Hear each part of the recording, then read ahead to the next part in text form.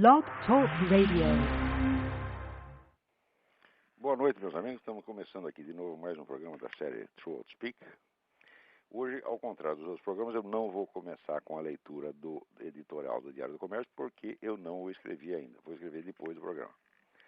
Mas o assunto da semana, me parece que o assunto da semana, pelo menos aí no Brasil, me parece que esta denúncia, entre aspas, da Folha de São Paulo, que saiu agora no dia 14, de que o governo dos Estados Unidos, sabendo dos casos de tortura no Brasil durante o governo Geisel, se absteve de usar um dispositivo de lei, quer dizer, artigo 32 da Lei de Assistência ao Estrangeiro, que permitia ao governo cortar créditos comerciais para países acusados de violações aos direitos humanos. Isso de fato aconteceu, quer dizer, o embaixador, sabendo do que estava acontecendo aqui, recomendou ao governo Nixon que não interviesse no assunto. E a Folha apresenta isso como se fosse vamos dizer, uma grande denúncia, quer dizer, um grande crime de omissão praticado pelos Estados Unidos, que podendo parar com esses abusos contra os direitos humanos, nada fez. A Folha explica isso, dizendo que os Estados Unidos tinham interesse comercial em vender armas ao Brasil. Então, é o seguinte, quer dizer que por dinheiro, eles deixaram que aqueles coitadinhos daqueles terroristas presos continuassem sofrendo horrores na cadeia. De que entre 1974, quer dizer, o começo do governo Geisel, e a posse do Jimmy Carter, que foi salvo engano, foi 75, foram mortos ou desaparecidos, considerados mortos ou desaparecidos, pelo menos 89 militantes de esquerda no Brasil. Então, o governo americano, por ter interesse comercial em vender armas, achou melhor não interferir. Então, olha, tudo o que sai na Folha a respeito deste período da nossa história, tudo é mentira. Ou é mentira substantiva, quer dizer, a alteração direta dos fatos, ou é mentira qualitativa, quer dizer, você pega fatos verdadeiros e os coloca numa perspectiva totalmente falsa, mudando a sua posição no conjunto, mudando o seu valor, mudando a perspectiva, mudando as proporções, etc. É exatamente o caso do que está acontecendo aqui. O memorando do embaixador ao presidente Nixon, recomendando que não interviesse, de fato existe, tá certo? E esses casos desses 89 militantes também parece que sucederam. Não que eles tenham sido realmente assassinados pelo governo, mas pelo menos na época se denunciou que era. Isso de fato acontecia, isso de fato chegou ao conhecimento da embaixada americana. Agora vamos à parte que a Folha esconde. Né? Em 1974, o prestígio do governo americano em Brasília estava chegando ao seu ponto mais baixo. O general Geisel havia nomeado como ministro das Relações Exteriores o Azeredo da Silveira, que é um esquerdista notório, e que superlotou o Itamaraty com os chamados barbudinhos. Os colegas chamavam de barbudinhos numa alusão às barbas cubanas, porque estavam empreendendo a cubanização das nossas relações exteriores. O general Geisel estava numa aproximação diplomática veloz com a China. Ele havia dado preferência à Alemanha para a construção daquela malfadada usina nuclear de Angra dos Reis e, sobretudo, foi o sujeito que deu ajuda financeira e militar para Cuba invadir Angola e matar 15 mil angolanos. Note bem que esta ajuda a Cuba para a invasão de Angola foi o ato mais hostil aos Estados Unidos já praticado por algum presidente brasileiro. Quer dizer, comparado com isso, toda aquela conversa mole nacionalista e anti-americana do Jânio Quadros e do João Goulart são apenas puns diplomáticos, não é nada mais. O único jeito que fez alguma coisa efetiva contra os Estados Unidos foi o Geisel. Quer dizer, então seria o caso de perguntar, nesta altura, que prestígio, que poder tinha o governo de Washington perante o governo brasileiro? Nada, absolutamente nada. As relações estavam por um fio. Tá certo? E por que a venda de armas nessa altura para o exército brasileiro era tão importante nessa altura? Não vem me dizer que era por importância comercial, que os americanos estavam interessados em dinheiro. Porque, absolutamente, se você tiver ideia do que é a indústria de armas aqui, você achar que a venda de armas para o Brasil tinha algum peso comercial nisso é absolutamente ridículo. Quer dizer, as nossas compras de material bélico para a escala americana eram absolutamente irrisórias. Elas eram importantes porque eram o último ponto de contato entre, nas relações entre Estados Unidos e Brasil. Eles precisavam manter aquilo de qualquer maneira, porque se não fosse isso, eles perderiam o contato que tinham com os milicos brasileiros. E daí a relação entre Brasil e Estados Unidos ia para as cocuias. Então, primeiro, o governo americano não tinha nenhum poder de pressão sobre o Brasil àquela altura. Se ameaçasse, não digo nem cortar crédito comercial, mas se ameaçasse de cortar crédito comercial, acabava as relações do Brasil e Estados Unidos do dia para a noite. Então, o que os Estados Unidos podia fazer naquela altura? Absolutamente nada. E, de fato, qualquer embaixador, vamos dizer, com QI superior a 12, recomendaria ao seu governo exatamente isso. Não interfira porque nós não temos retaguarda, nós não estamos com essa bola toda, né? Agora, a Folha omite tudo isso. Agora, o mais bonito é que dentro da mesma notícia, ela dá, a Folha dá os números das chamadas vítimas da ditadura naquele período. E depois, primeiro que dá um número total, 376, né? E dando como fonte entidades de direitos humanos e entidades religiosas. E em seguida fala das vítimas do terrorismo, quer dizer, pessoas que foram mortas por estes mesmos indivíduos, mas dá como fonte os críticos os críticos da esquerda. Quer dizer que os números totais os números dos vítimas da ditadura se vêm de fonte ideologicamente neutra, tá certo? Mas os números do outro lado já vêm com rótulo ideológico. Isso na Folha é sistemático, tá certo? Ela não diz, a esquerda diz que morreram tanto e a direita diz tanto. Não, nunca é assim. É que as entidades tais e quais, a Igreja Católica, a Comissão da puta que eu pariu, etc, tudo isso diz tanto. E a direita diz que morreram tanto. Ora, pô, isso é jornalismo, isso é fraude, né? Também o curioso é que quando ele menciona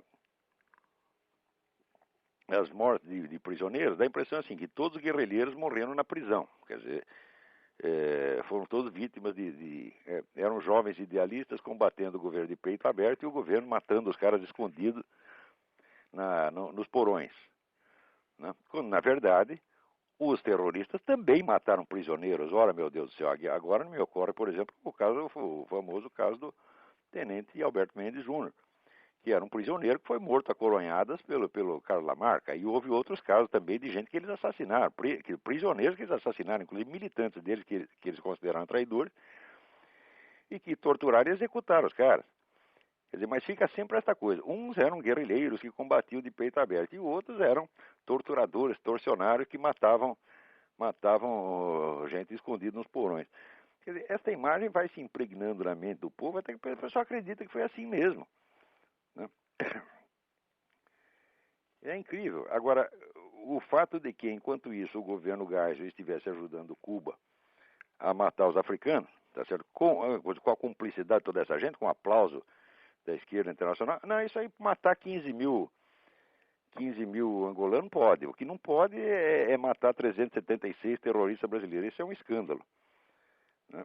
Outra coisa que também não se deve esquecer é que este número de 376 é altamente duvidoso. 376 vítimas da ditadura é altamente duvidoso. Por quê? Porque para produzir esse número, existem organizações bilionárias fuçando e forçando dia e noite. Ao passo que as vítimas do terrorismo, só quem está tentando contar é o pessoal lá do Ternuma que não tem onde cair morto, que são apenas alguns oficiais da reserva que com o seu próprio dinheiro mantém aquele site. Quer dizer, a concorrência aí é desleal. Se você fuçar direitinho, você vai acabar achando muito mais vítimas do terrorismo.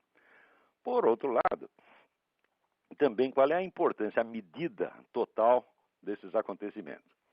Você vê que 376 mortos em 20 anos de combate, num país de dimensões continentais, é quase nada. O Fidel Castro matava 376 pessoas a cada 2 meses nas prisões dele. E ninguém falava nada. E matava com a ajuda desses mesmos caras. Quer dizer, também aí eu tô negócio, matar 100 mil cubanos pode, não é problema nenhum. Agora, matar 376 desses vagabundos da esquerda, isso é um crime inominável. Então, o fato é o seguinte, é que as proporções dos acontecimentos são totalmente falseadas. E isso é o procedimento sistemático da Folha. Porque você sabe que este seu Otávio Frias, né, ele quer o socialismo para todo mundo e o capitalismo só para ele. Né? Ele acha que vai ter, assim, o Brasil inteiro vai ser comunista e ali na rua Alameda Barão de Limeiro vai reinar o capitalismo e ele vai continuar enchendo o cu de dinheiro. Né? Quer dizer, quero ver como é que ele vai fazer isso.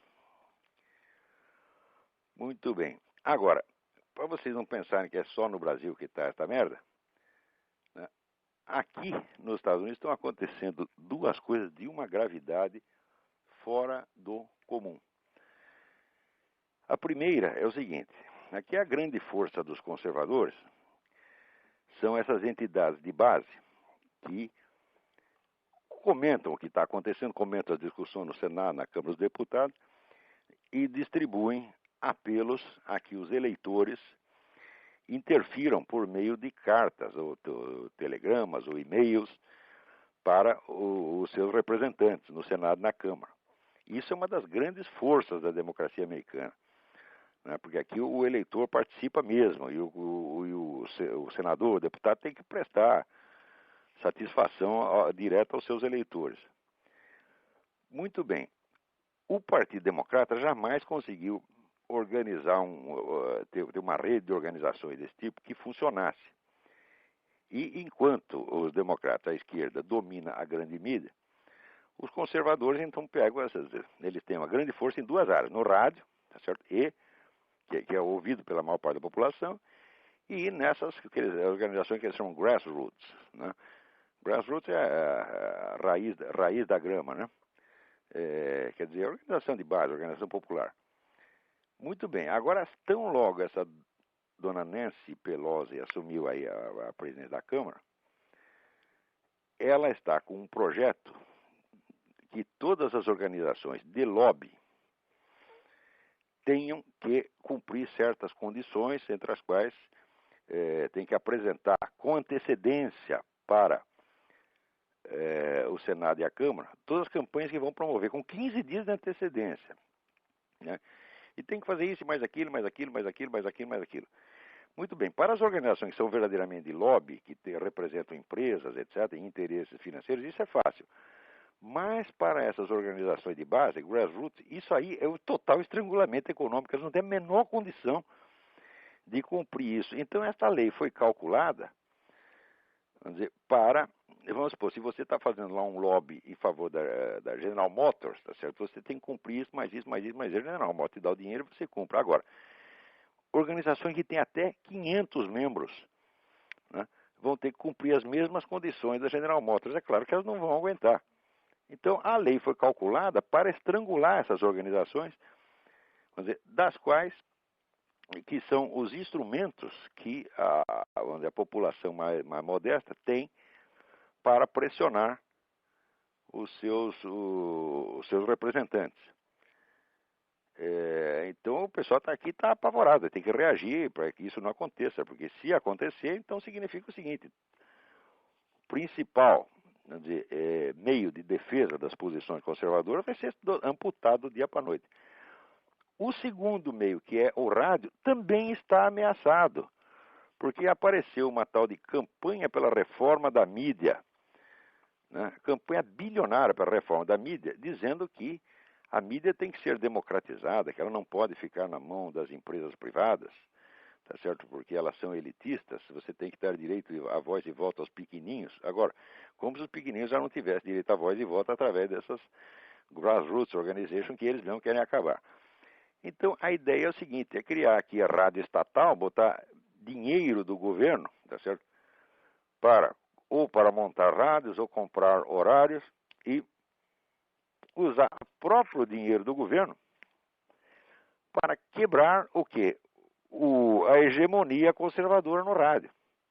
Que aqui existem milhões de estações de rádio, cada cidade tem 2, 3. E esta aí também é um negócio tipo grassroots, quer dizer, são estações locais, e esta é a força do movimento conservador, porque essas rádios são ouvidas no país inteiro.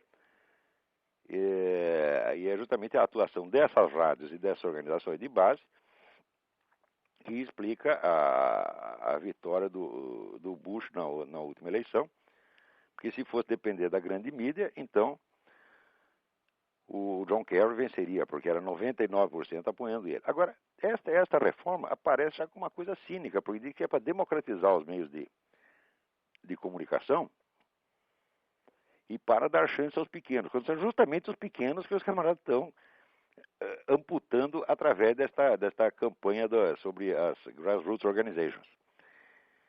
E pior que tudo isso vai ser feito com dinheiro, vamos dizer, das mesmas fundações bilionárias de sempre, Ford, Rockefeller, George Soros, etc., e com dinheiro do governo. Então você vai usar tudo isto para você, vamos dizer, destruir uma posição que os conservadores conseguiram construir ao longo de mais de 40 anos de esforço no rádio. E eu vejo essas coisas que essa Nancy Pelosi e esse senador Ted Kennedy estão fazendo, e eu tenho a impressão que aqui está se brasilianizando. Se os caras não tomar cuidado, isso aqui vai virar o Brasil, porque esse tipo de truque, digamos, 10 anos atrás, né, nos Estados Unidos, daria cadeia. Quem sugerisse essas coisas ia para cadeia. Agora já estão fazendo cinicamente e ninguém liga. Quer dizer, você usar o governo como instrumento para você controlar as estações de rádio e impedir que o seu adversário fale, tomar espaço do seu adversário. Pô, isso é coisa do PT, isso é coisa de brasileiro, não parece que é americano, mas essas coisas estão acontecendo aqui dia após dia e vem não crescendo. Quer dizer que se esse pessoal conservador continuar achando que os seus adversários democratas são os mesmos de sempre, que são todos tão patriotas quanto eles, e que se trata apenas de uma pequena divergência política, eles vão se ferrar, porque esse é um bando de traidores, um bando de camaradas perigosos, não é um gangster. Por falar em gangster, eu recebi aqui um e-mail muitíssimo interessante que conta a história, partes da história do Jim Jones. Não sei se vocês lembram, aquele sujeito que promoveu aquele suicídio em massa. Né? Deixa eu ver se eu acho o e-mail aqui. Aqui é tanto papel cada semana que eu fico aqui até atrapalhado no meio desta coisa aqui. Deixa eu ver se eu acho aqui o e-mail do cidadão. Agora me sumiu aqui das mãos, aqui, desgraçado. Peraí, deixa eu pedir socorro aqui para alguém. Vou ver se você acha aqui um e-mail sobre isso. Ver se você acha um e-mail falando do Jim Jones. Enquanto eu procuro o negócio aqui do Jim Jones, eu falar de uma outra coisa. Em São Paulo, a minha amiga Meri Harakawa está aí distribuindo para todo mundo que pode uma documentação reunida pelo Rodrigo Pedroso a respeito da tal da Iniciativa das Religiões Unidas. O que é a Iniciativa das Religiões Unidas? É a religião biônica que está sendo criada pela ONU com a ajuda das fundações bilionárias, né, neste mesmo momento, a respeito da qual foi escrito esse livro do Lee Penn, que se chama False Dawn, a Falsa Aurora, um livro absolutamente indispensável, feito somente na base de documentos. Tá? Quer dizer, toda a documentação da história dessa Iniciativa das Religiões Unidas, que pretende, num prazo brevíssimo, criar uma espécie de Vaticano supra-religioso, e coordenar todas as religiões do mundo de maneira a castrá-las, a neutralizá-las e torná-las, né, instrumentos da novo governo mundial. Então, o Rodrigo Pedroso, que também mandou o mesmo e-mail para essa minha amiga Miri Harakawa, com essa documentação sobre a Iniciativa das Religiões Unidas. E ela está espalhando para quem ela pode, com uma advertência aqui. Ó, parabéns, Rodrigo e Meri, esse serviço que vocês estão prestando é de uma importância fora do comum. Continuem. Se precisar da minha ajuda para alguma coisa, me escreva e vamos divulgar isso aí. Eu pretendo, essa documentação toda que o Rodrigo reuniu, eu pretendo colocar no Mídia Sem Máscara, tão logo seja possível, para que as pessoas adquiram uma medida da gravidade do que está acontecendo. Recebo também aqui um outro e-mail, que eu creio que foi enviado pelo Antônio Donato, comentando um livro deste cientista Daniel Dennett.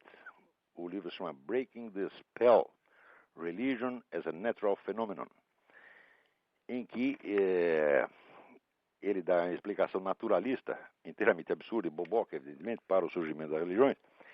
E esse seu Dennett deu recentemente uma entrevista dizendo que em 25 anos não haverá mais religiões, que as religiões terão sido substituídas por outra coisa. Então, evidentemente, ele oferece isso como uma previsão, mas na verdade não é uma previsão. Isso aí é profecia autorrealizável, porque o Daniel Dennett está metido nesse negócio de Religiões Unidas e está trabalhando ativamente para que a ONU, né, consiga absorver todas as religiões e colocá-las a serviço da sua própria religião biônica. Então, ele diz, as religiões vão desaparecer e vão ser substituídas por alguma coisa de completamente diferente. Essa coisa completamente diferente é a iniciativa das Religiões Unidas, para a qual ele mesmo está trabalhando. Então, isso não é uma profecia, não é um diagnóstico, não é uma previsão. Isso aí é um anúncio, isso aí é propaganda. Esse vagabundo desse Daniel Dennett está fazendo e não tem nem mesmo a coragem de apresentar a propaganda como propaganda. Quer dizer, ele faz de conta que está apresentando um diagnóstico.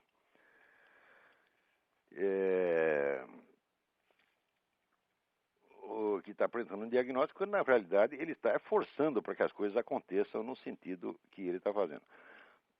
Veja, por trás dessas três coisas que eu mencionei, por trás da iniciativa das Religiões Unidas, por trás da campanha para a reforma da mídia, tá certo? E por trás dessa iniciativa de estrangular as organizações grassroots, imagine quem está. Está sempre, como sempre, o senhor Jorge Soros, tá certo? Esse sujeito é a fonte do dinheiro, mas não quer dizer que ele dê dinheiro para essas coisas. Ele, na verdade, do bolso dele, ele não gasta um tostão. Ele gasta um dinheiro para criar um sistema no qual ele toma dinheiro do governo e usa para o que ele quer. No fim, eu acho que ele até acaba levando mais dinheiro do que ele colocou lá. Para vocês terem ideia de quem é esse Jorge Soros, esse sujeito é um camarada que na Hungria, quando ele era adolescente, ele estava enriquecendo, ajudando o governo local, tá certo? Pró-nazista, a tirar propriedades dos judeus que eram mandados do campo de concentração. E ele ajudava os caras nisso e ele levava algum. Você viu que tipo de gente nós estamos lidando? Você é um bandido, mas bandido mesmo da pior espécie. E agora ele é o grande financiador de todas essas iniciativas esquerdistas e globalistas por tudo quanto é lado. Aí no Brasil ele é um dos grandes apóstolos de duas coisas, o desarmamento civil e a campanha pela liberação das drogas, tá certo? Eu não sei também se ele está na campanha antitabagística, porque existe uma ligação direta entre o antitabagismo e a liberação das drogas. Onde você vê alguém lutando, onde a organização lutando pelo antitabagismo, estão ao mesmo tempo lutando pela descriminalização da cocaína e maconha. Então o que eles querem? Eles querem trocar o vício da humanidade, porque cigarro não serve para nada, cigarro não enlouquece ninguém. Né? Eu nunca vi dizer que o sujeito fumou um cigarro Hollywood, ficou louco e matou a mulher. Vocês já ouviram isso aí? Eu vi dizer que você tomou uma pinga, né? Ou xerococa, tomou um pico e ficou maluco e matou meia dúzia. Às vezes entra na escola, fuzila todo mundo. Tá? Agora, dizer, não, ele fumou um cigarro Camel, ficou doidão, né? E saiu matando gente. Falei, isso eu nunca ouvi falar. Né? Então, esse tipo de vício para a nova ordem mundial não serve. Você tem que ter um vício que o imbecilize, né? Também nunca ouvi dizer que o QI do sujeito baixou, porque fumou ao contrário. Todo mundo sabe que a nicotina estimula e até favorece o cérebro. Quer dizer, o número de doentes de Alzheimer entre fumantes é nulo, tá certo? Então, o cigarro está um pouco associado à atividade literária, científica, essa coisa toda. Todo pessoal criativo você não encontra um que não seja fumante, né? Então isso aí não pode, tem que ter um negócio que imbecilize. Maconha, para cada baforada que você dá, seu QI já baixa 2 pontos. Tá aí o Fernando Gabeira, que não me deixa mentir. O Fernando Gabeira é até um bom sujeito, coitado, eu gosto dele, mas e cada vez que ele abre a boca sai besteira, né?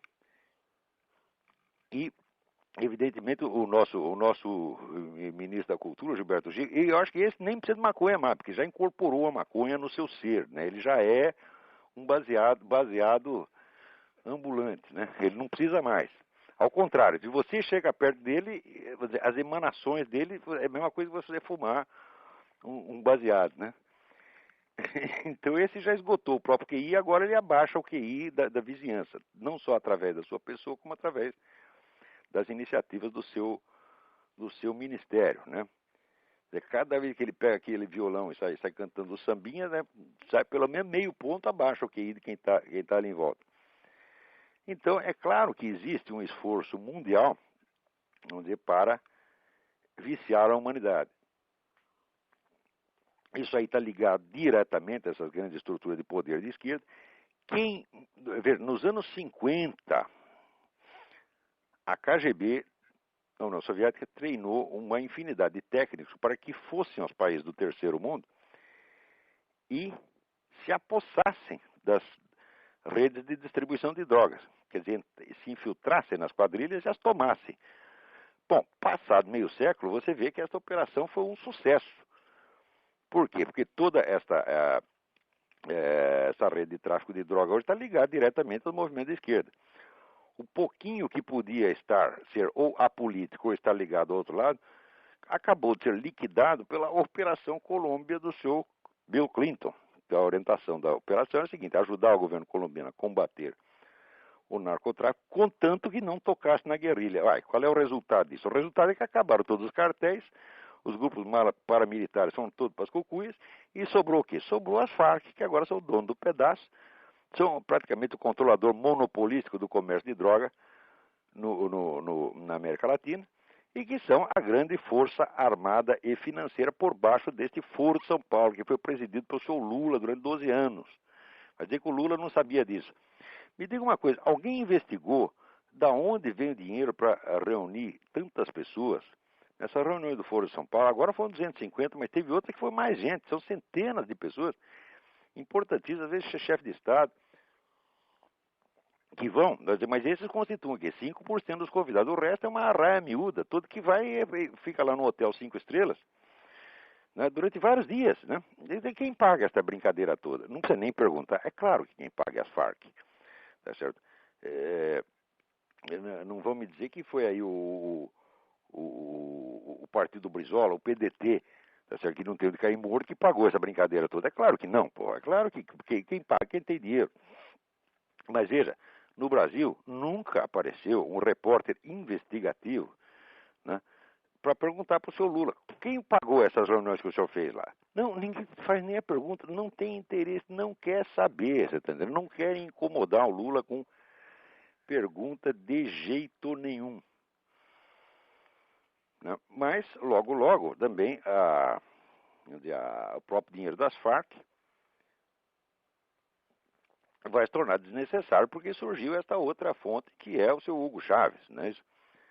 No Hugo Chávez, o índice na Venezuela, o índice de pobreza cresceu 63% desde que esse cara chegou no poder. Então o povo está pobre, mas o governo da Venezuela está muito rico, né? Usando o petróleo para criar confusão para tudo quanto é lado, e agora montando aí com esse seu Ahmadinejad, né, Venezuela e Irã de mãozinha dada, tá certo, para criar um gigantesco movimento anti-americano, como se já não existisse movimento anti-americano e já não fosse gigantesco o suficiente. Mas o fato é que eles vão criar, vamos dizer, um núcleo de resistência militar mesmo aos Estados Unidos. Quer dizer, esse pessoal está querendo guerra. É claro que Irã e a Venezuela, esses caras não aguentam nada. Quer dizer, se Israel entrar no Irã, acaba com o Irã em 5 minutos. Foi que nem a guerra dos 6 dias, tá entendendo? E esse pessoal muçulmano todos não são de nada no campo militar. Isso aí é que nem a famosa guarda republicana do Saddam Hussein, que todo mundo dizia que ia dar um baile nos americanos e tal. E em 15 dias acabou a guarda republicana. Em 15 dias os americanos estavam em Bagdá, tá certo? E aqueles aqueles perigosíssimos soldados do Saddam Hussein, todos de joelho pedindo pinico. Esse iraniano vai ser a mesma coisa. Esse Ahmadinejad não resiste a uma cuspida. Tá certo? Mas eles são bons para fazer terrorismo, coisa escondida, ou então coisa suicida. Mas para a guerra mesmo, não são de nada. Então, e esse seu Hugo Chávez, eu te garanto que esse sujeito é um covardão. Se você pegar ele sozinho num quarto, tá certo? Ele vai fazer pipi nas calças. Tá certo? Como é covarde o próprio Fidel Castro. Né? Leiam o livro do Humberto Fontova, que conheceu muito bem o Fidel Castro. O livro chama Fidel Castro, o tirano preferido de Hollywood. Humberto Fontova é um jornalista que agora vive exilado aqui. E você vai ver que o Fidel Castro, na hora da encrenca, ele se escondia embaixo da mesa, embaixo da cama, desaparecia e deixava os amigos dele lá para morrer no lugar. E ainda mais covarde, e aliás burro, era o Che Guevara, entendeu? O Che Guevara é um negro que você precisa ver a capacidade militar dele. Uma vez os americanos mandaram lá um barco com um gravador simulando metralhadora. E o exército cubano foi lá e cercou valentemente o barco e começou a atirar no barco. E o Che Guevara, que estava comandando a operação, conseguiu dar um tiro na sua própria mão. Quer dizer, o negro que se acerta a si mesmo num combate contra um inimigo inexistente, né? Dizem que o Fidel Castro mandou ele para a Bolívia para morrer. Olha, se mandou, foi muito bem, porque um cara desse, qualquer governo tem que se livrar. Até o Fidel Castro não é burro o suficiente para manter um cara desse, né, num cargo importante. Então tem que mandar para a Bolívia mesmo, para a Bolívia, para a Zâmbia, para algum lugar, entendeu? Para ele morrer de picada de mosquito ou de alguma outra coisa. Mas esse seu Hugo Chávez, olha, eu conheço um pouco a psicologia humana e conheço esse negócio da fisionomia, e eu não acredito na valentia desse sujeito, não. Para mim isso aí é um covardão, entendeu? E na hora H vai pedir pinico. Mas por enquanto tá gostoso, né? Porque tem muito dinheiro, se sente respaldado, então começa com essas bravatas idiotas, né? No fim, ele vai conseguir, é o mesmo que Hitler conseguiu, quer dizer, destruir o seu próprio país. Né? Destruir a Alemanha foi um pouco mais difícil, porque a Alemanha tinha mais dinheiro, tinha mais armas, mas a Venezuela, meu Deus do céu, se tiver um confronto armado mesmo, a Venezuela não segura isso 15 dias, porque primeiro porque tem uma oposição interna monstruosa. E metade do país é contra o Hugo Chávez e a outra metade que votou nele. Bom, você votar no sujeito não quer dizer que você esteja disposto a morrer por ele, né? Mas, enquanto isso, aqui nos Estados Unidos, o pessoal está aderindo, né, a esta campanha mundial para denunciar, né, os abusos contra os direitos humanos feitos em Abu Ghraib e Guantánamo, né? Esse abuso, olha, até agora não deram o nome de um sujeito que tivesse morrido de tortura, tá certo? Não mostraram um braço quebrado, tá certo? Nada. O que a denúncia mais grave, mais grave que eu vi, é que deixaram o neguinho amarrado 24 horas sem dar comida para ele, né? É assim, olha, isso aí me arranca lágrimas. Eu fico tão comovido de pegar um terrorista, assassino, deixar o neguinho amarrado 24 horas. Putz, a vida, eu deixaria logo uma semana, tá entendendo? Agora, você comparar isso com as torturas que se fazem na Guantánamo cubana, tá certo? E que se faziam no tempo do Saddam Hussein, que era cortar nariz, cortar a mão, cortar a braço, isso aí, ora, meu Deus do céu, é um absurdo. Você vê, esta semana mesmo, morreu esse senhor, morreu um daqueles camaradas que foram presos naquela onda de prisão que teve em Cuba, né, em 2003, que Fidel prendeu 75 jornalistas e ativistas de direitos humanos. Note bem, não era nenhum terrorista, nenhum nego armado, nem de estilingue, você está entendendo? Prendeu 75 de uma vez, né? E condenou 3 à morte, o Oscar Niemeyer achou lindo, que ele queria logo que matasse os 75. Infelizmente foram só 3 que foram condenados, ele ficou um pouco frustrado, mas ele decidiu apoiar, né, a condenação dos 3 e a prisão dos 75. Muito bem.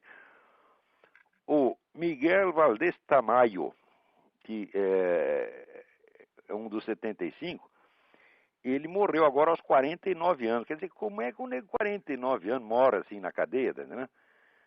E ninguém vai investigar do que morreu. Quer dizer, por que morreu? Morreu porque foi muito bem tratado, botaram ele no hotel de 5 estrelas, deram comida demais, né?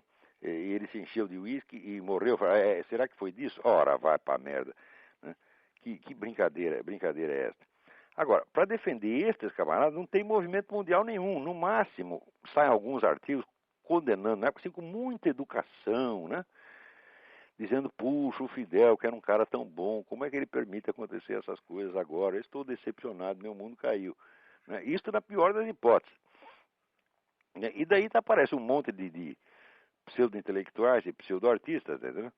Todos eles fizeram carreira na base de lobby partidário, como o próprio Niemeyer, porque o Niemeyer, se fosse deixado para viver de cliente particular, ele teria morrido de fome. Então, o que é isso? Aí sempre o governo elege um governo esquerdista, o governo manda ele fazer um monte de obra.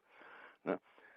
Obra, rapaz, bom, obra no sentido fecal do termo, porque você veja, digo o direito, asseguram sempre aos artistas o direito de falar besteira quanto queira e alegam, não, mas ele pode falar o que quiser, pode até ser comunista, porque ele é um grande homem, um grande artista. Um grande artista coisa nenhuma.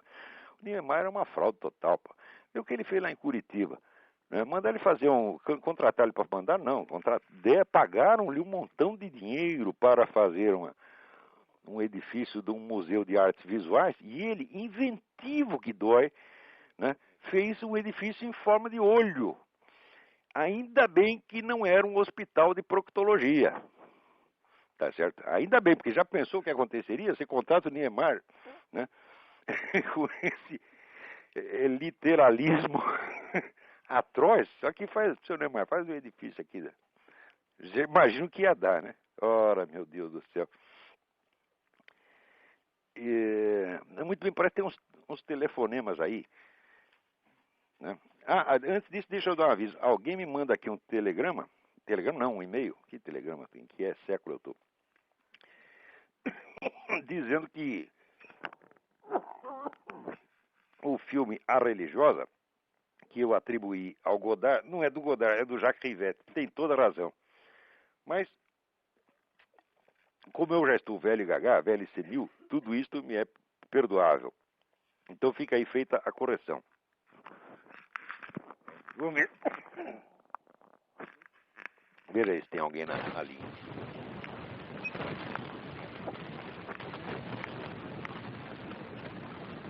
Alô?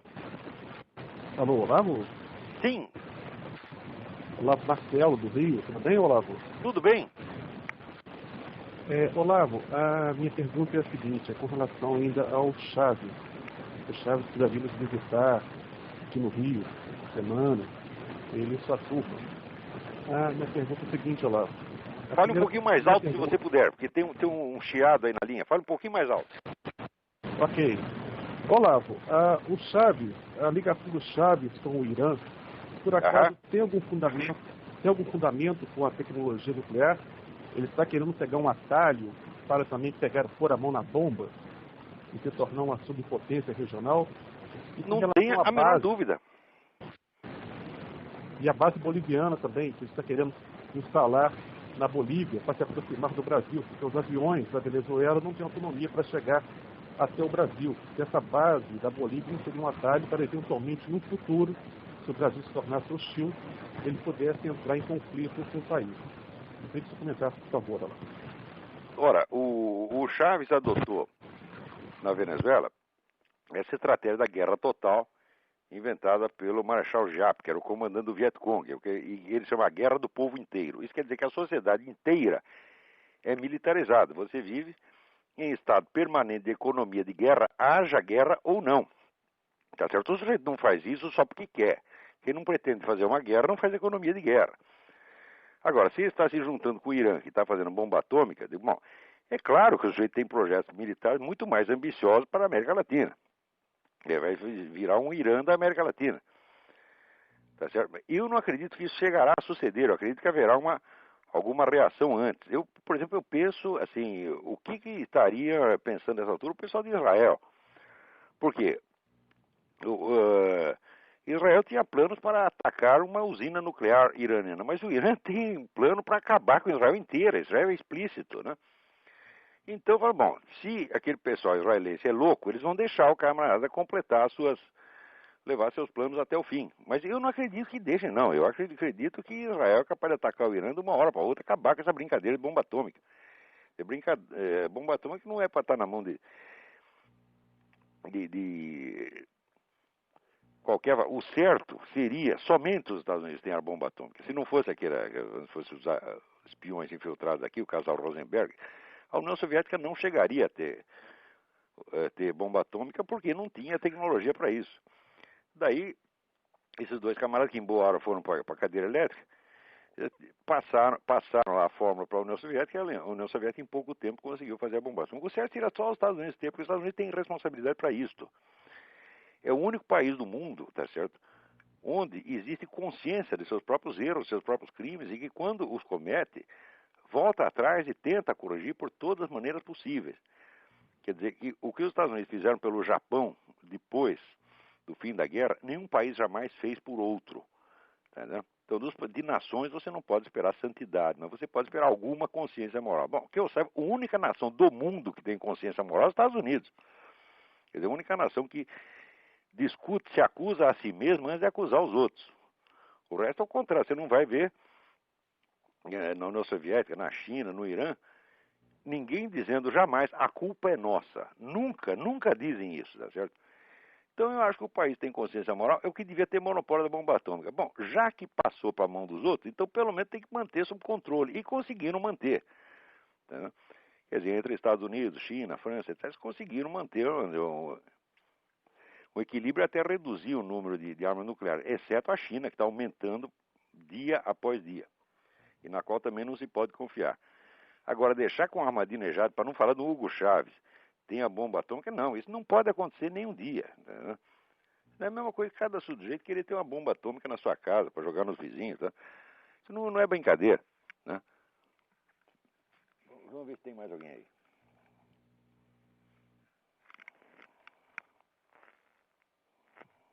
Alô? Alô, Lavo? Oi. É Fábio? Ô, Fábio, tudo bem? Tudo bom? Tudo certinho. Eu espero que todo mundo tenha conseguido conectar essa semana, porque a semana passada deu um problema, muita gente não conseguiu. Vamos lá. Exatamente. Eu só queria fazer aqui um auxílio. As tais religiões unidas aqui no Brasil, elas são representadas pelo movimento Viva Rio. Puta. Eu acabei de procurar, é lógico que o financiamento deve ser o mesmo, não é? E acabei de procurar e descobri que o movimento Viva Rio que está encabeçando essa iniciativa aqui no Brasil. Se alguém entrar no site já Viva propus Rio... a mudança desse movimento para Viva Rindo. Né? Eles têm que viver rindo, porque eles conseguem dinheiro tudo quanto é lado para fazer qualquer besteira. E agora entrar na tal da iniciativa das Religiões Unidas era só o que faltava. Né? Então tem um arquivo PDF bem interessante lá que mostra, que explica, enfim, o que é essa religião.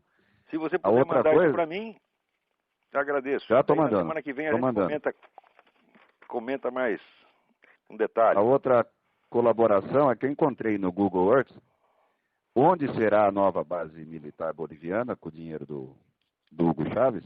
Né? Olha só. E a tal base americana no Paraguai. Não, mas a base americana no Paraguai está lá desde 1947, que eu saiba. Pois é. Foi o ano que eu nasci. Quer dizer, essa base, como é que ela virou uma ameaça repentina se ela está lá com o mesmo número de soldados há 60 anos, pô? Não, a questão é que não tem soldado nenhum. Não tem soldado nenhum mais? Não tem. A base americana no Paraguai é só uma pista de pouso, que pelo que vê na foto aqui, está sem uso há muito tempo, e tem uma vila do lado. Não tem nenhum B-52 ou qualquer tipo de ameaça assim, né? E, enfim, é uma pista que não deve estar sendo usada. Agora, o Hugo Chávez está mesmo fazendo essas bases na Bolívia, na nossa fronteira. E os nossos comandos militares, o general Chiquinho do PT, deve estar achando lindo, né? E essa base, uma delas é exatamente na fronteira do Brasil, impossível de chegar por terra porque tem um lago. Né? A leste tem um lago a oeste tem um monte de montanha, então é impossível o brasileiro eventualmente chegar lá, né? Mas dá de lá para chegar para cá com avião. Então é ameaça verdadeira, acho que vem daqui, não vem do Paraguai, né? Ameaça para nós, mas o nosso governo está achando bonito, né? Ele, aliás, tem ajudado em tudo isso. É um negócio incrível. Agora você veja como é a mentalidade dessas pessoas. Para bloquear alguma ação efetiva contra a esquerda latino-americana, eles botaram em tudo quanto é lugar agentes de influência, né, dizendo que existem duas esquerdas. Existe uma esquerda radical e uma esquerda moderada, né? A esquerda moderada é o Lula. Você veja, era o presidente do Foro de São Paulo. Quer dizer, para você, né, deter o avanço esquerdista ocasionado pelo Foro de São Paulo, o que você faz? Você ajuda, aumenta o poder do presidente do Foro de São Paulo. Né? Quer dizer, conseguiram enganar aqui o governo americano com essa história.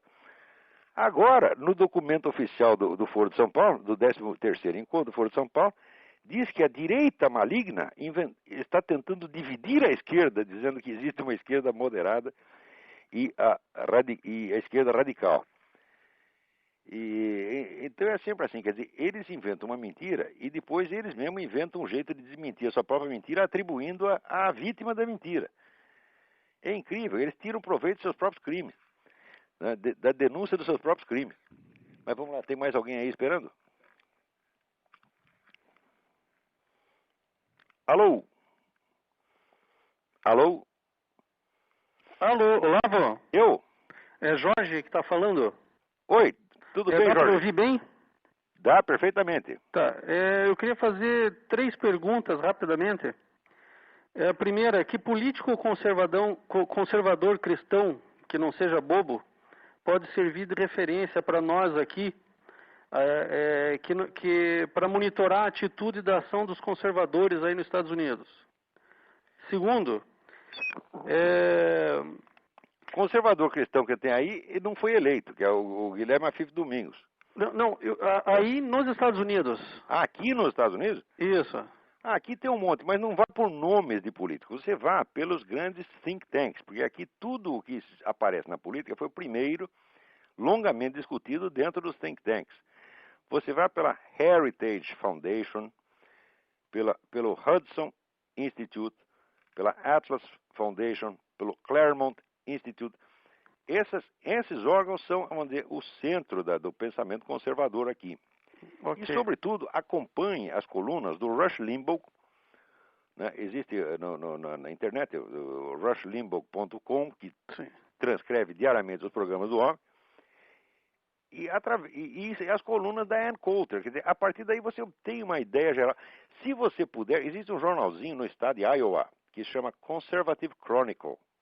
Okay. Se você puder assinar o Conservative Chronicle, embora seja um jornal de caipira, é o melhor que tem, porque ele coloca todos os colunistas conservadores principais. Então, através dali você obtém uma orientação. Lembre-se disso, Conservative Chronicle. Ok.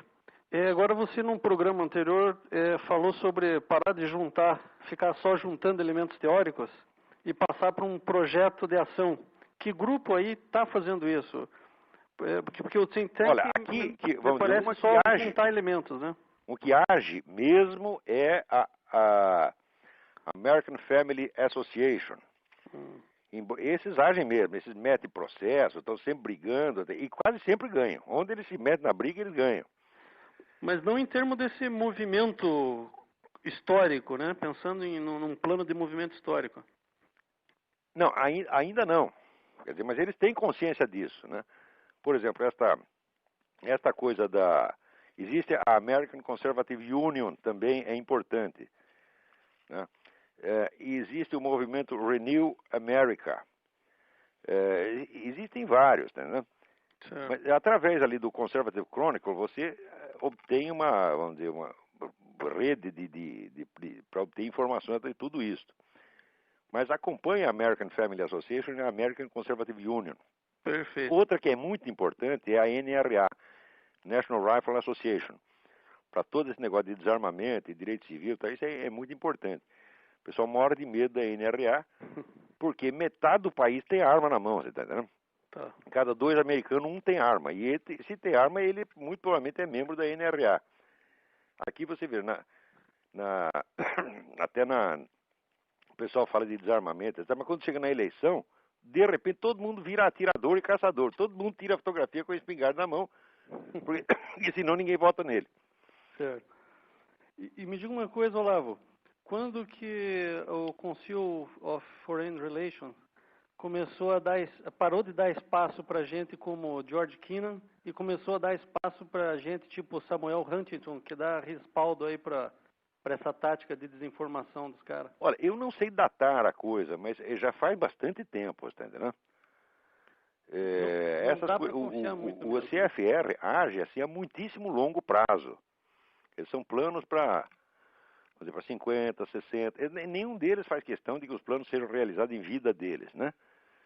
Então, por isso é que eu tenho essa ideia, Wander, de que um dos sujeitos fundamentais da história são as dinastias oligárquicas, porque você planeja ações que serão continuadas por seu neto, bisneto, etc. É o que acontece precisamente, por exemplo, com os Rockefellers. Os Rockefellers têm uma força constante aqui, e eles estão sempre por trás de tudo isso. É muito importante que você leia esse livro do René Wormser, sobre as fundações. Ali você já vê a atuação dos Rockefeller já nos anos 40, 50. Qual é o nome do livro, Olavo? Chama-se Foundations, Their Power and Influence. Fundações, seu poder e influência. O autor chama René Wormser, W-O-R-M-S-E-R. Ok. Tá ok. Muito obrigado, Olavo. Obrigado eu. E nós já estamos aqui, né? Peraí, tem mais alguém aí na fila? Vamos lá. Alô? Alô? Olá, tá me ouvindo? Tô. Aqui é o Luiz Guilherme, de Campinas. Tudo bem, Luiz Guilherme? Tudo bem. Me diz uma coisa, eu queria que você comentasse rapidamente sobre essa disputa aqui no Brasil para a Câmara entre PT e PCdoB, muito democrática. Talvez entre aí um comunista do PPS também no meio, que vai ajudar bastante. No Brasil, o que está figurando é o centralismo democrático, quer dizer, a democracia da esquerda. É democracia para eles, né? E os outros que se danem. Isso já está assim, vai fazer 10 anos que está assim, e ninguém está percebendo, né? Então, chega na hora de pegar um cargo desse, é sempre o sujeito... Você tem um que é meio comunista e o outro que é um comunista e meio, tá entendendo? E não vai ter mais nada além disso aí. Não esperem que apareça outra força política, porque se não existe uma força cultural oposta, muito menos existirá uma força política. Lembre daquela profecia do Hugo von Hofmannsthal. Nada está na política de um país que primeiro não esteja na sua literatura. Primeiro tem que criar uma cultura conservadora, judaico-cristã, tá certo? Que já existe no mundo e que é poderosíssima no mundo, até mesmo na Europa, porém mais aqui. Primeiro tem que ter isso. Depois, aos poucos, pode surgir um movimento político conservador, mas por enquanto não vai aparecer, não. E a outra pergunta é bem relacionada. Quais seriam os passos para montar uma contra-revolução cultural no Brasil? Começar esse crescimento da cultura ocidental? Não, tem que, em primeiro lugar, não pode esquecer o que Hegel chamava o trabalho do negativo. Primeiro tem que destruir essa pseudocultura esquerdista, porque ela matou a inteligência do Brasil. Você veja que tudo quanto é, vamos dizer, autor importante, realmente criativo no Brasil, tipo o Mário Fernando Santos, o Gustavo Corsão, o próprio Vicente Fernandes. Eu não gosto muito do Vicente, não, mas ele tem umas coisas geniais. Desapareceu. Ou nem pode aparecer, né? O Gilberto Freire só não conseguiram sumir com ele porque no começo eles o apoiaram, tá entendendo? Depois voltaram atrás, mas daí já não dava mais para esconder. Você vê esse negócio do Otto Maria Carpo, embora o Otto Maria Carpo fosse gente deles, eles o enterraram por quê? Porque toda a parte criativa da obra dele era conservador. E eles não queriam que isso aparecesse, tá entendendo? Então esconderam o homem. Então eles estão exercendo um papel de censura e controle há 50 anos na cultura brasileira. E promovem tudo quanto é mediocridade. Promovem esse Luiz Fernando Veríssimo, né? Gilberto Gil. Pelo amor de Deus, o que eles conseguiram fazer foi tirar o Brasil do circuito da cultura internacional. O Brasil está fora. A contribuição brasileira para a cultura mundial é zero nos últimos 50 anos. Zero, zero, zero, zero. Né? E é isso mesmo que eles gostam, tá entendendo? reduzir tudo ao nível do Emir Sader. Você vê que é um país que o Emir Sader, esse analfabeto, esse Emir Sader é chefe de departamento numa universidade, tudo é permitido, tá entendendo? E mais ainda, estão fazendo o possível para imbecilizar as nossas gerações. O ensino bom o Brasil nunca teve. Mas o pouco que tinha foi destruído completamente. Tá entendendo? Então, a gente tem que primeiro acabar com esses falsos prestígios. Acabar com esses falsos prestígios não é discutir ideias. Você vê, por exemplo, o falecido Zé Guilherme Melchior, que é um homem da cultura extraordinária, ele caía na esparrela de enfrentar esses camaradas no terreno da luta de ideias. Eu digo, não há luta de ideias com charlatães. O que tem que existir é denúncia. Tá certo? Veja, entre eu e Dona Marilena, ou entre eu e Dr. Emir Sader, não tem divergência ideológica nenhuma, é uma divergência moral, porque é o seguinte, eu sou um estudioso sério, tá certo? E eles são picaretas, todos esses, tá entendendo? Picaretas enganadores, semi-analfabetos, posando de gente culta e enganando o povo. Isso não se pode ter discussão de ideias, porque discussão de ideias é honrá-los. Não digo que na esquerda não houvesse intelectuais de bom nível, com os quais se podia discutir. Existia lá um Álvaro Lins, né? Existia o próprio Otto Maria Carpo, se bem que no tempo que ele foi de esquerda ele já estava gagá.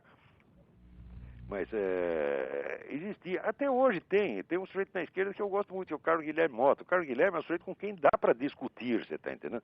Quer dizer, ele é mais comunista que a peste, mas é um sujeito que lê livros, você está entendendo? E que ele gosta de discutir com a gente. Agora, esse pessoal não gosta de discutir, não. Eles gostam de tampar sua boca, eles gostam de esconder você tá entendendo? Porque se você abrir a boca, eles estão liquidados.